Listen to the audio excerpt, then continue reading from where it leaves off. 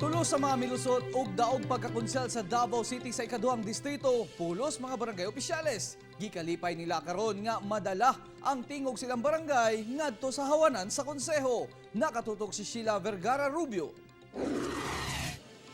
Sa boto nga 106,833, nakuha ni Vicente Hison Barangay Captain Ralph Abella ang ikaupat nga slot sa Davao City Council alang sa ikaduhang distrito.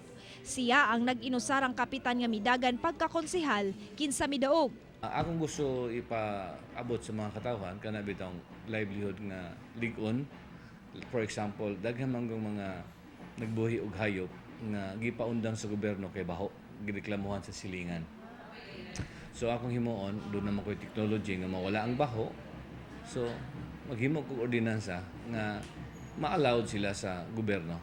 Sa iyang barangay na Panday, ang pinasahi nga balaod nun nga mao ang anti-gossip ordinance nga kasamtangang ginahimuan pa og implementing rules and regulations kun IIR. Dili kuno imposible nga iya usab kining padayong iduso sa konseho. Kung mulingkod nako, ako siguro nang ipasa sa City Council para ma-enjoy ang tanan nga barangay sa balaod. Ang first kagawad sa mong barangay, Erico Talili, mo'y muhulip kang Kapitan Abella. Nalipay siya nga madala ni Kap Abella ang tingog sa ilang barangay ngadto sa konseho. Sa karon akong gi-review ang mga plans and programs, budget kay sa una manggod ang akong concentration tuwara sa akong committee. Yang karon sa hall naman nga budget. So mo na akong gi-prepare karon. Pasok usab sa number 7 sa 2nd District Councilor si Kabantian Barangay Kagawad, Richlyn Hostol Bagilod, 28 anyos, usa ka registered nurse.